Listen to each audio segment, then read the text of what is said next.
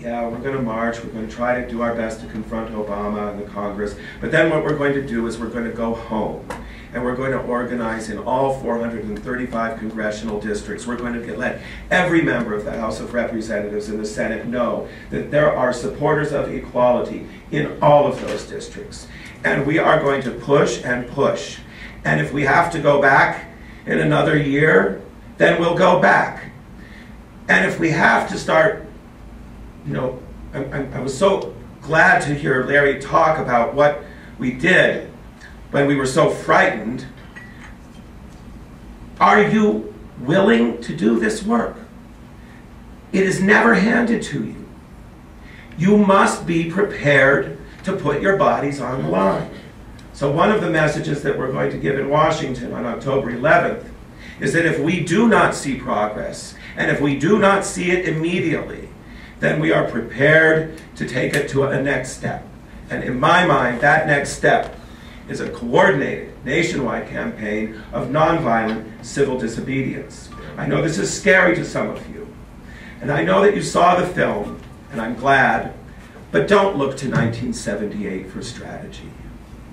Look back to 1963. That's right. All right. 1964. And the great heroes of that time, Dr. Martin Luther King, and the leaders of the Southern Christian Leadership Conference, understood that they could continue certainly to fight in places like Birmingham and Selma and Montgomery. And they understood that those local fights would have to continue. We would have to respond to every attack. But it was then that they set their sights on Washington and went first to President Kennedy and then to President Johnson and succeeded in passing the Civil Rights Act of 1964. Did it end racism in this country? Of course not. The struggle against racism will continue, regrettably, for generations to come.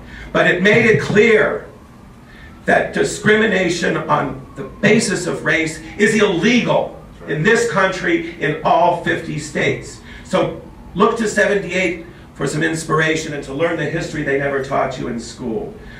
But the strategy for today is based, I believe, on the decisions made by the great heroes of the civil rights movement in 1963 and 1964. And Coretta Scott King, in the wonderful documentary, Eyes on the Prize, describes the process that they went to when they finally rejected incrementalism and said, we are full human beings and we will be treated as such under the laws of this land. That, I believe, is where we are today.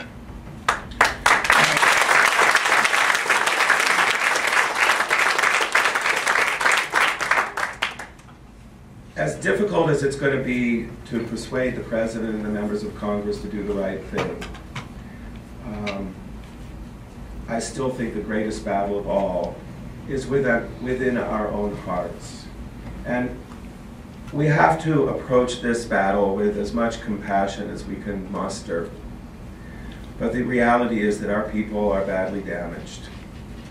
And many of our people still do not believe that they are equal, that every part of them is equal. Some would say better. And I hope that this march and the work that follows will help all of our people to understand that every cell in our bodies, everything we do with our lives, our love, our struggles, all of this is at least equal to anyone else. And the contributions that we have made and continue to make and will make in the future are important. That our lives matter. Our love matters, our relationship, our families. There's been a lot of controversy about the march. Almost none of it has addressed the real issues of where we are as a people and as a movement. Before I close, I just want to also remind you of where this movement came from. You know, it's kind of ironic. I find myself, I'll be 55 on October 11th, and I joined this movement when I was 17.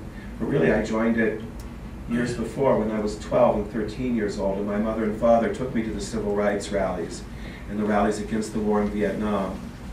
We moved to Arizona, and I was already part of the peace movement.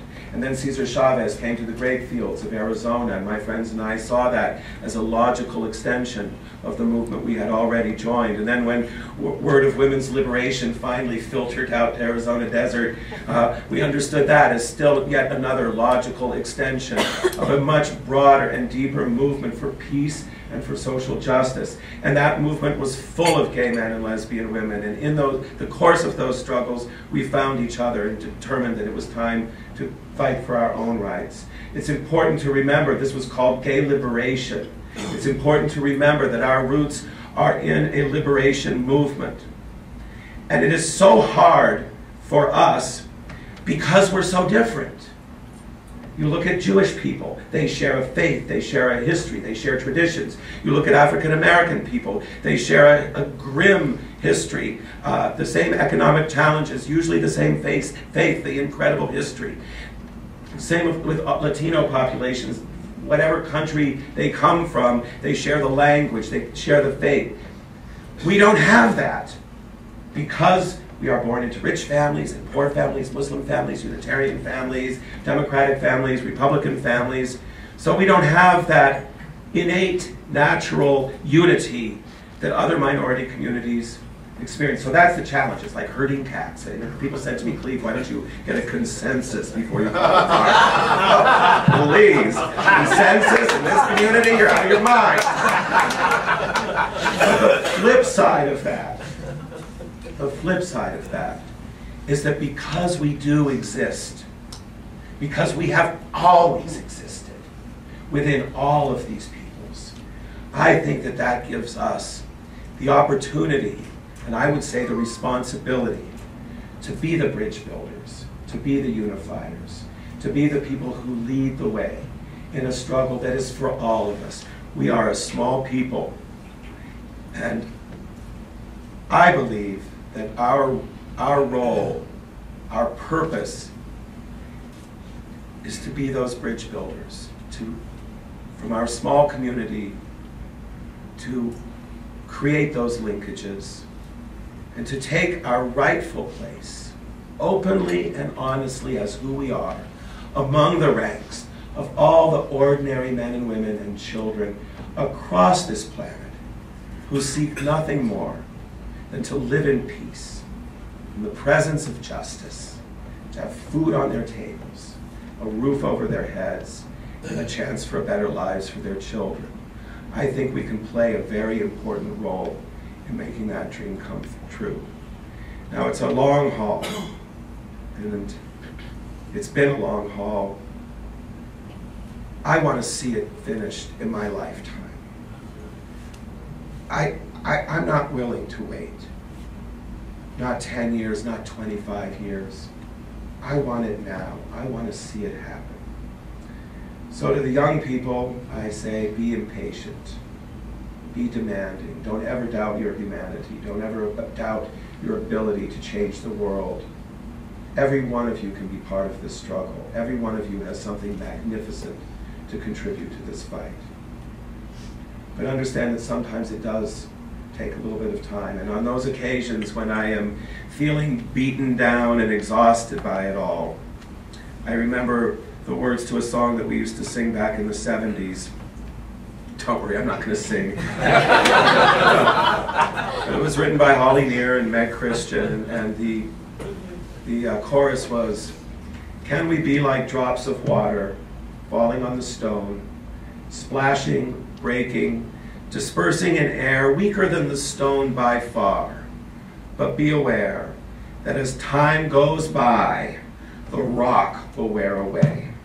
Those are words that have kept me going for a long time. I want you to come to Washington. Come to Washington on October 11th. Raise your voices. Show the country that we are determined to win this. If you can't come to Washington, then send 10 people in your place. And when you think about who you write your checks to and who you vote for, think about, are you human beings?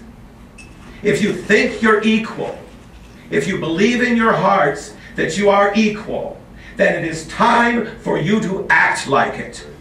Act like it.